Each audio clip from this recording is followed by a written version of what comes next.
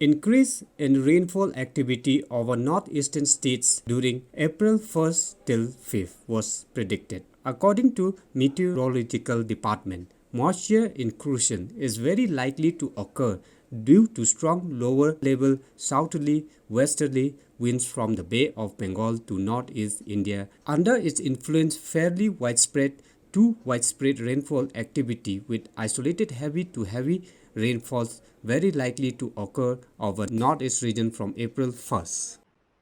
Over northwest India, although there may be isolated circulations, troughs, but the strength of the anticyclone will inhibit any convection and heat wave conditions are likely to persist.